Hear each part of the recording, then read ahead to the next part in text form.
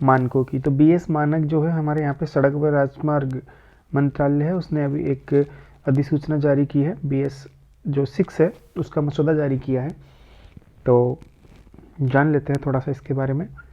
तो देखिए, सबसे पहले बात करते हैं हम लोग, जो BS 6 है ये मानक 2 पहिया और 3 पहिया वाहनों पर लागू होते हैं। BS मानक कब से शुरू हुए थे, थोड़ा सा इतिहास देख लेते हैं इसका। 2000 में BS मानक शुरू हुए थे, फिर 2001 में BS सेकंड मानक आ गए थे, फिर BS 3 आए थे 2005 में, BS 4 हमारे यहाँ पे आ गए थे 2017 में, और BS 5 हमने स्किप कर दिया है, और BS 6 हमारे यहाँ पे 1 अप्रैल 2020 से बने वाहनों पर लागू हो जाएगा। ठीक है, तो BS 4 मानक में हम BS 6 में क्या क्या कर रहे थे वो थोड़ा सा जान लेते हैं। BS 6 में क्या क्या होगा। तो BS 6 में हम क्या कर रहे हैं, हम लोग जो पेट्रोल चालित वाहन है उसमें जो नाइट्रोजन ऑक्साइड है उसमें 25% की कमी लेकर के आएंगे, और जो डीजल इंजन है उसमें हम लोग जो हाइड्रोकार्बन है उसमें और नाइट्रोजन ऑक्साइड में 43% तक, और नाइट्रोजन ऑक्साइड के स्तर को 68% और कणिकीय पदार्थ के स्तर को 82% तक कम करना होगा। क्या कर रहे हैं, जो हाइड्रोकार्बन और नाइट्रोजन ऑक्साइड है, हाइड्रोकार्बन और नाइट्रोजन ऑक्साइड है, इनमें तो 43%, और जो नाइट्रोजन ऑक्साइड का स्तर 68% तक और कणिकीय पदार्थ का जो स्तर है उसको 82% तक हम लोग कमी करेंगे। ठीक है, डीजल से चलने वाले वाहनों में नाइट्रोजन ऑक्साइड के स्तर में कितनी % की कमी कर रहे हैं, 68% की, और जो पेट्रोल से चालित वाहनों में उनमें कर रहे हैं 25% की। ठीक है, और कणिकीय पदार्थ है उनमें 82% की कमी करनी है, और जो हाइड्रोकार्बन और नाइट्रोजन ऑक्साइड उसमें 43% की कमी करनी है। हालांकि डेटा नहीं पूछेगा, लेकिन आपको मोटा मोटा आइडिया रखना है कि नाइट्रोजन ऑक्साइड है वो हमें जो डीजल से चल रहा है उसमें हमें ज़्यादा कमी करनी है, और जो पेट्रोल से चल रहा है उसके नाइट्रोजन ऑक्साइड में कम कमी करनी है, उसमें 25% करनी है, मतलब जो अब कर रहे हैं उसका 1/4 लगभग, और जो नाइट्रोजन ऑक्साइड का जो डीजल से चलने वाले हैं उनमें हमें लगभग 68% तक, ये कितना हो गया, 2/3 के आसपास हम लोग कमी लानी है हमें।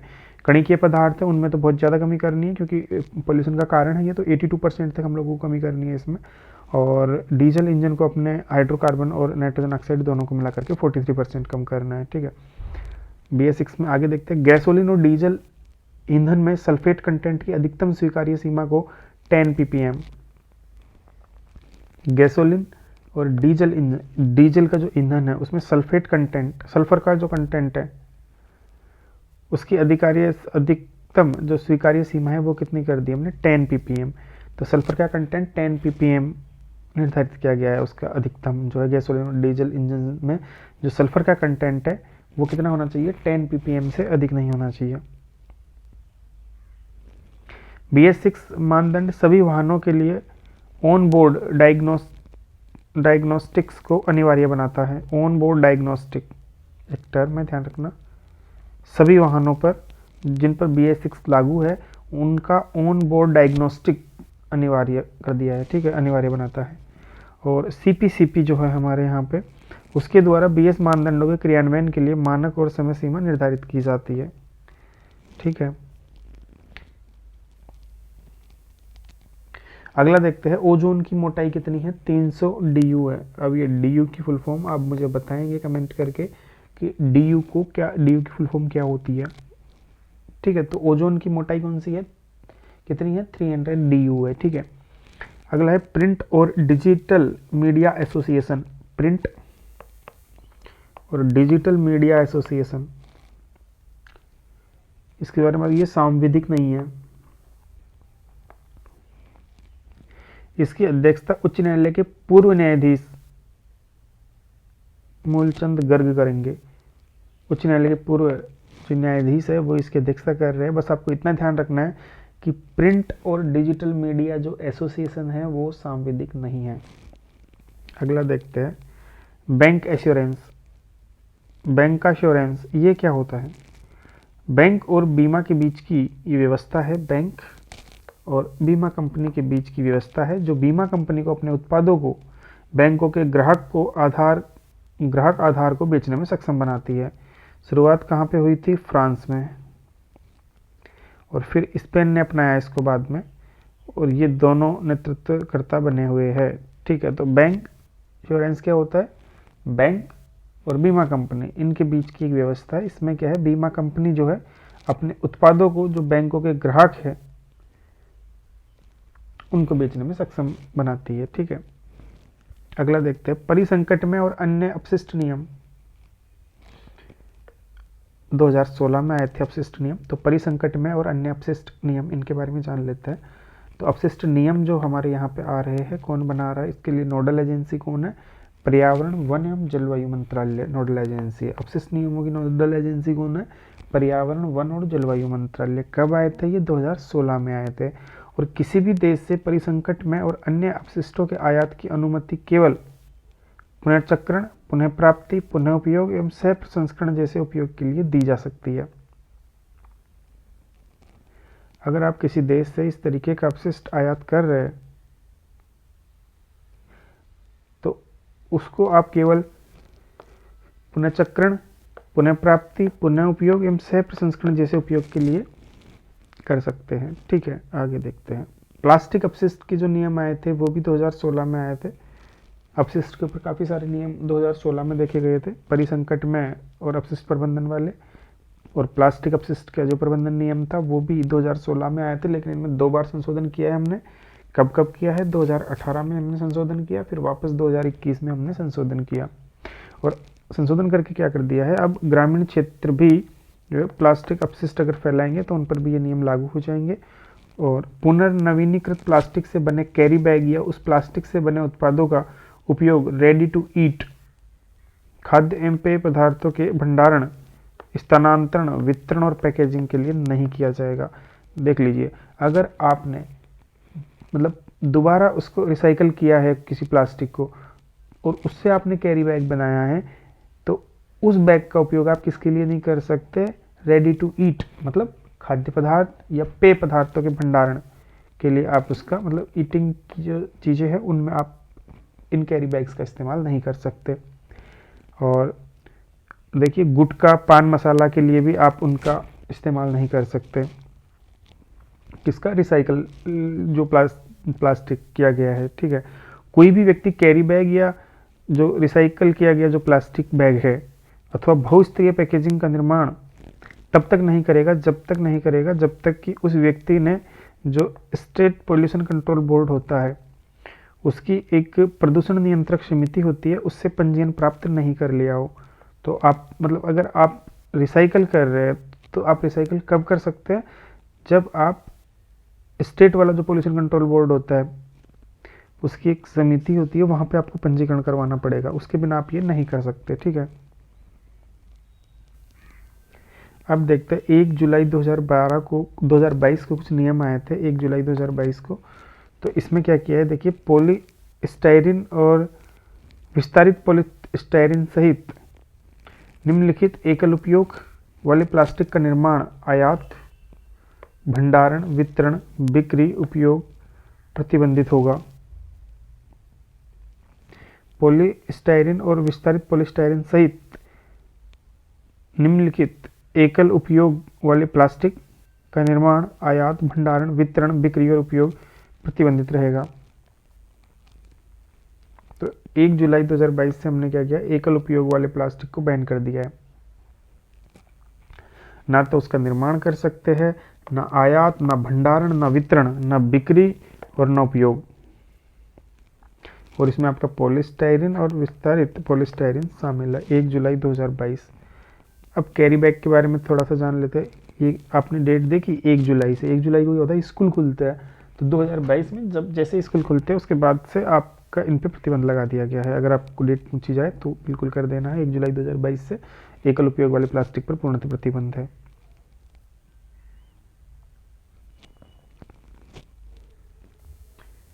देख लेते हैं कैरी बैग के बारे में।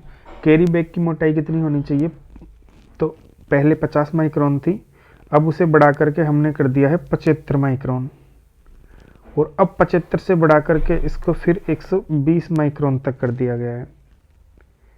तो कैरी बैग की मोटाई कितनी हो सकती है, 120 माइक्रोन हो सकती है। कब से, 31 दिसंबर 2022 से।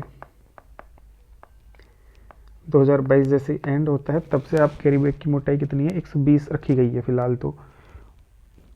और ईपीआर के प्रभावी क्रियान्वयन के लिए इसके उल्लेखित दिशा निर्देशों को प्लास्टिक अपशिष्ट प्रबंधन संशोधन नियम 2021 के तहत कानूनी प्रभाव प्रदान किया गया है। ठीक है, तो प्लास्टिक का जो है वो 2021 में जो हमने अमेंडमेंट किया था वो वाले नियम अब लागू हो रहे हैं। ठीक है, आगे देखते हैं। Global geothermal alliance, geothermal alliance COP21 में हम लोगों ने इसको लॉन्च किया था। जियोथर्मल अलायंस भूतापीय ऊर्जा की हिस्सेदारी में वृद्धि करने हेतु डिजाइन किया गया है। ये जो भूतापीय ऊर्जा है उसकी हिस्सेदारी में वृद्धि ग्लोबल जियोथर्मल अलायंस बनाया गया है। और इसका महत्वाकांक्षी जो लक्ष्य है वो 2030 तक भूतापीय विद्युत उत्पादन की संस्थापित क्षमता में 5 गुना वृद्धि का टारगेट रखा गया है। 2030 तक जो हमने जियोथर्मल वाला किया है इसमें क्या करेंगे हम, 5 गुना वृद्धि करेंगे। भूतापीय उष्मा के प्रत्यक्ष उपयोग में 2 गुना से अधिक वृद्धि करना। भूतापीय उष्मा के जो प्रत्यक्ष उपयोग है उसमें 2 गुना से अधिक वृद्धि। उपयोग में 2 गुना वृद्धि करेंगे और उत्पादन 5 गुना बढ़ाएंगे। तो उत्पादन में तो क्या कर रहे हैं हम, 5 गुना वृद्धि कर रहे हैं, और जो उपयोग है उसमें क्या कर रहे हैं हम लोग, उसको 2 गुना बढ़ाएंगे भूतापीय ऊर्जा में। तो ग्लोबल जियोथर्मल अलायंस बनाया गया है और इसके 51 सदस्यों में भारत भी है। तो टोटल कितने सदस्य है इसके, 51 है जियोथर्मल अलायंस के।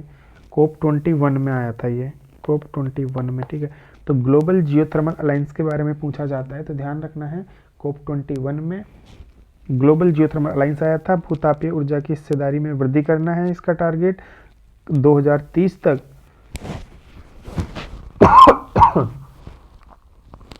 2030 तक क्या करेगा, ये जो भूतापीय विद्युत उत्पादन की संस्थापित क्षमता है उसमें 5 गुना वृद्धि करेगा और जो इसका उपयोग है उसमें 2 गुना वृद्धि करेगा।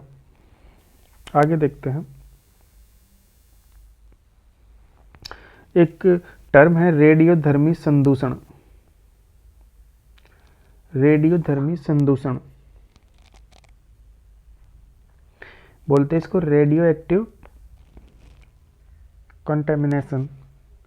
रेडियो एक्टिव कंटेमिनेशन ये क्या होता है, रेडियो एक्टिव कंटेमिनेशन क्या होता है ये सॉरी कि रेडियोधर्मी जो पदार्थ होता है उसका किसी वस्तु या व्यक्ति पर संचित होना। रेडियोधर्मी पदार्थ का किसी वस्तु या व्यक्ति पर संचित होना क्या कहलाता है, रेडियोधर्मी संदूषण कहलाता है। और इसके जल के अंदर उपचार के कई तरीके बताए गए, जैसे वातन, प्रतिलोम परासरण, आयन विनिमय, ग्रेन्युअल कार्बन एंड सॉर्प्शन जैसी विधि या प्रभावी उपचारात्मक उपाय है। किसी वस्तु या व्यक्ति पर संचित हो जाता है रेडियोधर्मी पदार्थ तो उसको क्या बोलते हैं हम लोग, रेडियोधर्मी संदूषण बोलते हैं। और जब जल में हो जाता है तो उसके उपचार के लिए कई तरीके बताए गए हैं जल के उपचार के लिए, तो आपको ध्यान रखना है। वातन होता है, आयन विनिमय होता है, प्रतिलोम परासरण होता है, ग्रेन्युल कार्बन एंड सॉर्प्शन भी इसी की विधियां है। अगला देखते हैं, यूनेस्को कन्वेंशन के लिए एक डिपोजिटरी के रूप में कार्य करता है। यूनेस्को जो है एक डिपोजिटरी के रूप में कार्य करता है। रामसर ब्यूरो इसका मुख्यालय है। किस चीज़ की हम लोग बात कर रहे हैं, यूनेस्को कन्वेंशन जो है वो तो क्या है, डिपोजिटरी के रूप में कार्य करेगा। रामसर ब्यूरो है वो इसका सचिवालय है। और जो इंग्लैंड या ग्लैंड में है, भारत ने 1981 में इस पर हस्ताक्षर कर दिए थे।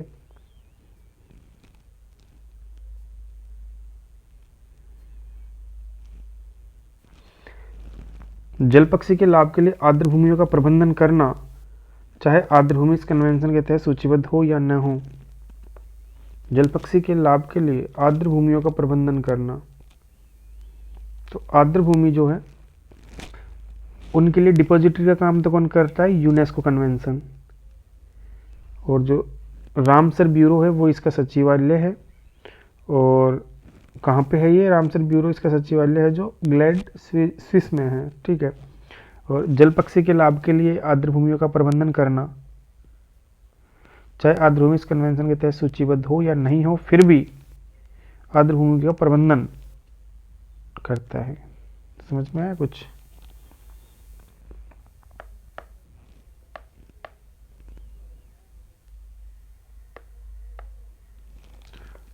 ये देख लीजिए आर्द्र भूमियों का प्रबंधन। तो यूनेस्को कन्वेंशन के लिए डिपोजिटरी के रूप में ये कार्य करता है। रामसर ब्यूरो का सचिवालय है ग्लैंड स्विस में।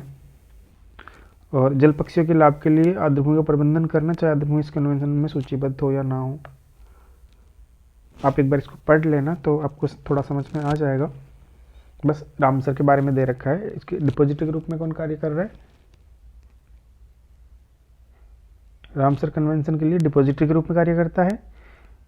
और यूनेस्को कन्वेंशन के लिए डिपोजिटरी के रूप में कार्य करता है। रामसर ब्यूरो जो है इसका सचिवालय ग्लैंड स्विस में है। और जल पक्षी के लाभ के लिए आर्द्र भूमि का प्रबंधन करता है, चाहे वो इस कन्वेंशन में सूचीबद्ध हो या ना हो। तो थोड़ा सा इसको एक बार आप ध्यान से पढ़ लेना।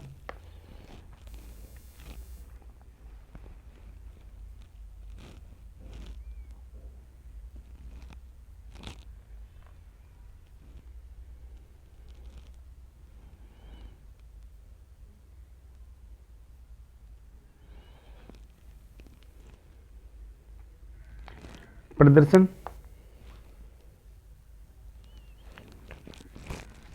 Performance, achievement and trade. राष्ट्रीय संवर्धित ऊर्जा दक्षता मिशन के तहत प्रारंभ की गई पहलों में से एक है। और ऊर्जा बचत प्रमाण पत्र जो है इनको पैट योजना के तहत जारी किया गया है।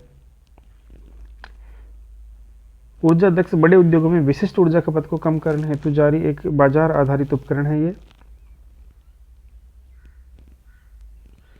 बाजार में क्रय विक्रय संभव है इनका। ऊर्जा प्रमाण पत्रों की बात चल रही है। ऊर्जा बचत प्रमाण पत्र कौन सी योजना के तहत जारी किया गया है? पैट योजना। पैट मतलब परफॉर्मेंस, अचीवमेंट और ट्रेड, इसके तहत ये जारी किए गए हैं, ठीक है, ऊर्जा बचत प्रमाण पत्र। तो इनका बाजार में क्रय विक्रय संभव है। 13 क्षेत्र इसके लिए नामित किए गए हैं। और इंडियन एनर्जी एक्सचेंज और पावर एक्सचेंज इंडिया लिमिटेड पर इसका व्यापार किया जा सकता है। एक्सचेंज बनाए गए हैं, देखिए, एक तो इंडिया एनर्जी एक्सचेंज, एक power exchange India limited. Power exchange India limited और इंडियन एनर्जी एक्सचेंज पर व्यापार किया जा सकता है इनका ऊर्जा बचत प्रमाण पत्रों का।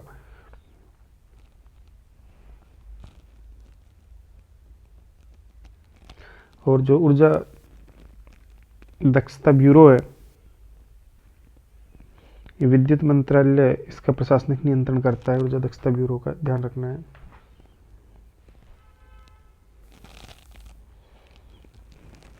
आगे देखते हैं।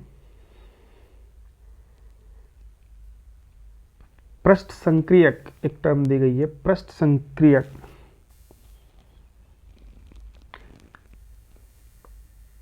सरफेस टेंस, पृष्ठ संक्रियक।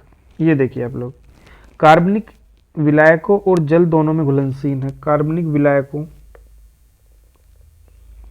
और जल दोनों में घुलनशील होता है। शीर्ष जलरागी, पुच्छ जलविरागी, सॉरी बैठा नहीं सिस्टम यार, ये तो रोकता है इसका टारगेट रखा। पर अब हमें 2025 में ही 20% मिश्रण कर देना है इथेनॉल में, इथेनॉल का। अब आगे देखते हैं। जो इथेनॉल है ये क्या करता है? ये CO जो कार्बन ऑक्साइड है उसको कम करेगा, उत्सर्जन में कमी होगी। किस किस के उत्सर्जन में कमी होगी? एक तो ये कार्बन ऑक्साइड में, एक हाइड्रोकार्बन और एक ये कार्बन डाइऑक्साइड में, ठीक है। तो ये तीनों चीज़ें कम करेगा ये। तो इससे जो है इनका एमिशन कम होने से काफ़ी फ़ायदा रहेगा हमारे लिए भी। अब देखते हैं, एक योजना है OSOWOG।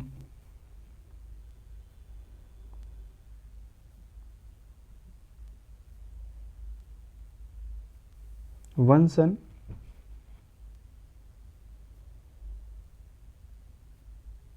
One world, one grid. 80 से अधिक देशों को सौर ऊर्जा मिलेगी इससे। तो किसका इनिशिएटिव है? इंडिया ने यूके के साथ मिलकर के ये किया है। ग्रीन ग्रिड इनिशिएटिव भी बोलते हैं इसको, ग्रीन ग्रिड इनिशिएटिव। वन सन, वन वर्ल्ड, वन ग्रिड।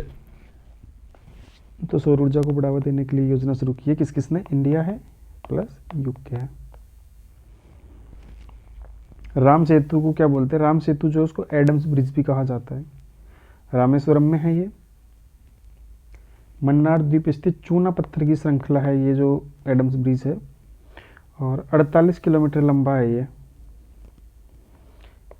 कितना है? 48 किमी। कितना मील हो जाएगा ये? 30 मील के आसपास। मन्नार की खाड़ी व पाक जल डमरू को अलग करता है ये राम सेतु। क्या करता है? मन्नार की खाड़ी और पाक जल डमरू को अलग करता है। तो ध्यान रखना है राम सेतु के बारे में। एक मूवी भी आई है अक्षय कुमार की, तो चर्चा में था।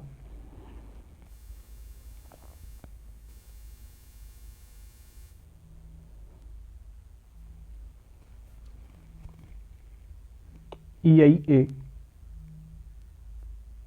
2006 में पर्यावरण संरक्षण एक्ट 1986 के तहत अधिसूचित किया गया। तो EIA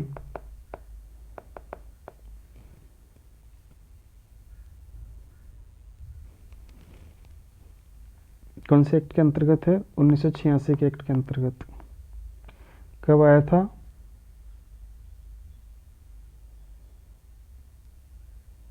1986 में आया था। वो 2006 में पर्यावरण संरक्षण एक्ट 2006 में आया था। और एक्ट कौन सा था? 1986 का, इसके तहत आया था ये। 100 किलोमीटर के भीतर सामरिक व रक्षा महत्व की राजमार्ग परियोजनाओं को इसमें छूट दी गई है। 100 किलोमीटर के जो भी अंदर का भीतर का सामरिक व रक्षा महत्व की जो राजमार्ग परियोजनाएं हैं उनको इसमें छूट दी गई है।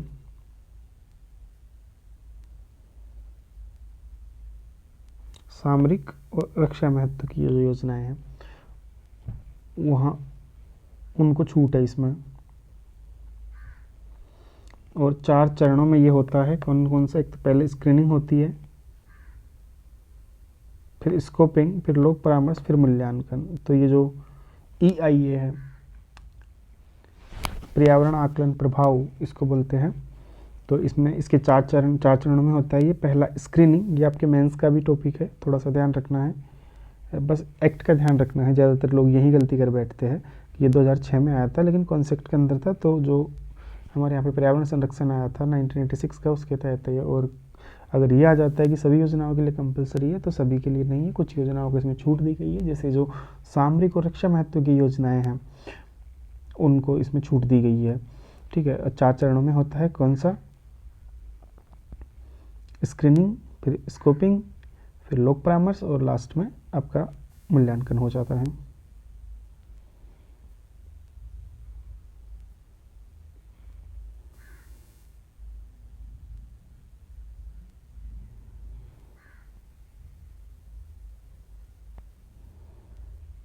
जो इम्पोर्टेंट होगा वही बताऊंगा, क्योंकि कई चीज़ें जो चेंज हो जाती है तो उनको बताने का कोई फ़ायदा नहीं है।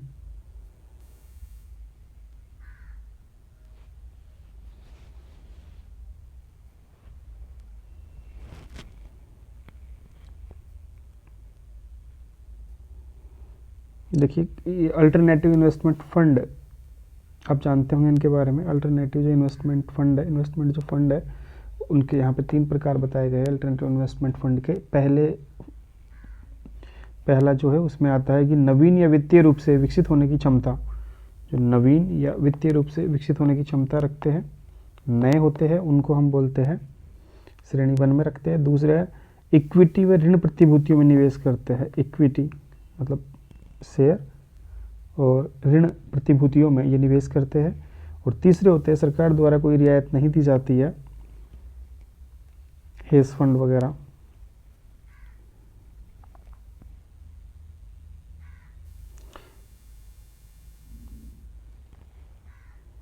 ब्लैक कार्बन, ये काफ़ी अच्छा क्वेश्चन लग रहा है। ब्लैक कार्बन क्या होता है? देखिए, ब्लैक कार्बन जो है शुद्ध कार्बन से मिलकर बनता है। और कब बनता है ये? जीवाश्म ईंधन का जब अपूर्ण दहन होता है ना,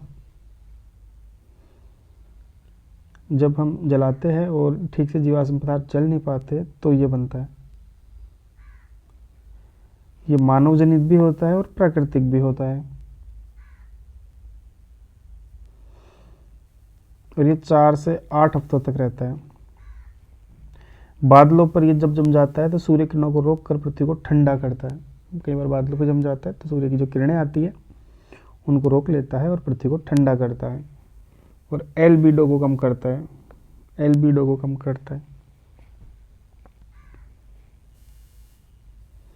एल्बिडो को कम करता है और गर्म भी रखता है उससे। सीधी सी बात है, सूर्य की किरणें आएगी, एल्बिडो क्या होता है कि सूर्य की कितनी किरणें आई और हमने वापस भेज दी, तो ये वापस जाने ही नहीं देंगे क्योंकि ऊपर तो ब्लैक कार्बन जमा होता है ना। तो इस वजह से क्या होता है ना, सूर्य के प्रकाश को 2 रूपों में इम्पैक्ट कर रहा है। ये आप देखिए यहाँ पे, एक तो बादलों पे जम गया,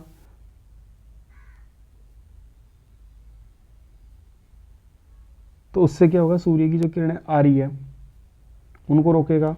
और दूसरी बात, जो दीर्घ विकिरणें वापस जाती है यहां से,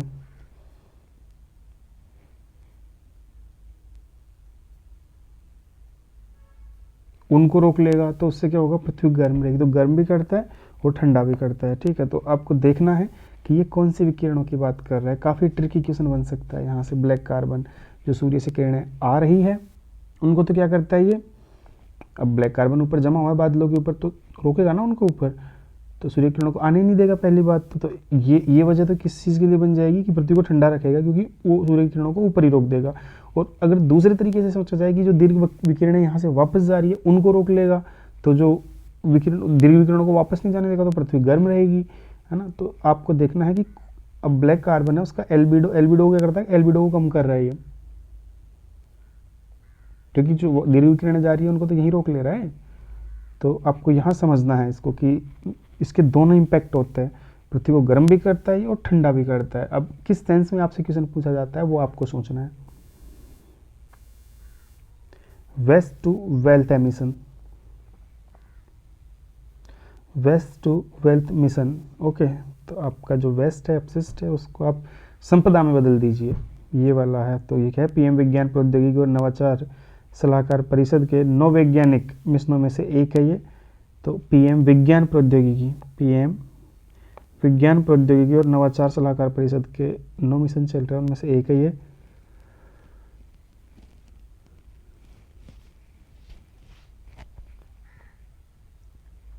वेस्ट टू वेल्थ मिशन।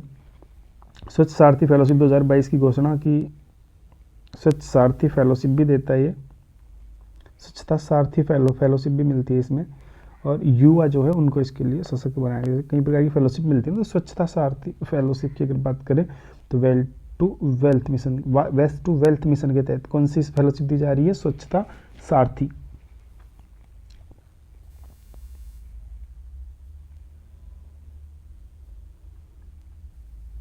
राष्ट्रीय कोयला सूचकांक के बारे में जान लेते हैं। राष्ट्रीय कोयला सूचकांक वो मूल्य आधारित है और इसका आधार वर्ष 2017-18 है। इसमें भारतीय बाजार में कच्चे कोयले के सभी लेन देनों को शामिल किया जाएगा।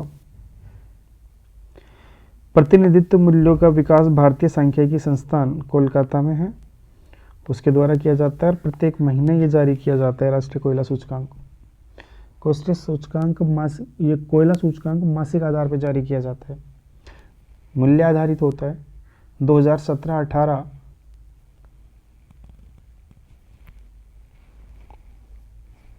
आधार वर्ष हो गया इसका। आगे देखते हैं।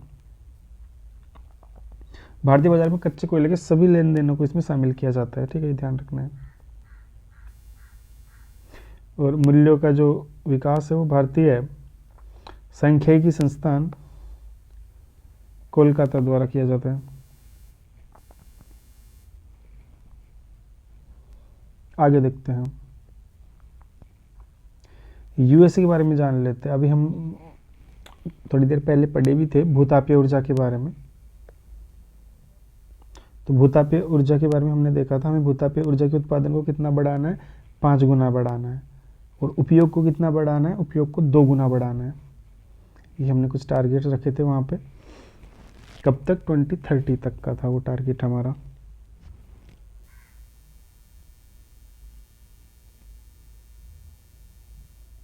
देख लेते हैं एक बार, पहले हम पढ़ चुके थे इसके बारे में, ग्लोबल ऊर्जा के बारे में। ये रहा देखिए 2030 तक हमारा ये था, जियोथर्मल अलायंस के बारे में हम लोग पढ़ चुके थे। वापस आते हैं, जो मूल्य आधारित सूचकांक है हमारा कोयला वाला, वो भी हम पढ़ चुके हैं। अब हम बात कर रहे थे भूतापीय ऊर्जा के बारे में। तो भूतापीय ऊर्जा जो है उसका विश्व में सबसे बड़ा उत्पादक अगर कोई है तो वो है यूएसए। नवीन व नवीकरणीय ऊर्जा मंत्रालय के अनुसार भारत में 10,000 मेगावाट भूतापीय ऊर्जा उत्पादन की जाती है। भारत में अगर भूतापीय ऊर्जा की बात की जाए तो हम यहाँ पे कितने मेगावाट, 10,000 मेगावाट, 10,000 मेगावाट, 10,000 मेगावाट हमारे यहाँ पे क्या है, भूतापीय ऊर्जा है। और हाईएस्ट कहाँ पे है, अमेरिका में, ये तो इंडिया का है। आगे देखते हैं, भारत का जो पहला भूतापीय संयंत्र विकसित करने के लिए हमने समझौता ज्ञापन पर हस्ताक्षर किए हैं। कहाँ पे, लद्दाख की पुंगा घाटी में। लद्दाख की पुंगा घाटी जो है वहाँ पे हम लोग भारत का पहला भूतापीय संयंत्र लगा रहे हैं। भूतापीय क्षेत्र कार्बन डाइऑक्साइड के लगभग 6 हिस्से का उत्पादन करते हैं।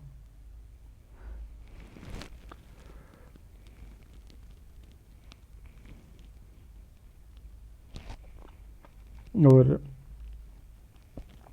भूतापीय क्षेत्र कार्बन डाइऑक्साइड के लगभग 6वें हिस्से का उत्पादन करते हैं। और ये प्राकृतिक गैस, ईंधन आधारित विद्युत संयंत्र के माध्यम से अपेक्षाकृत स्वच्छ ऊर्जा का उत्पादन करते हैं।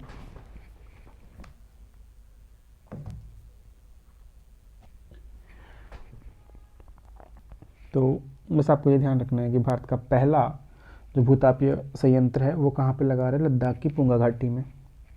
आगे देखते हैं, बायोगैस के बारे में जान लेते हैं।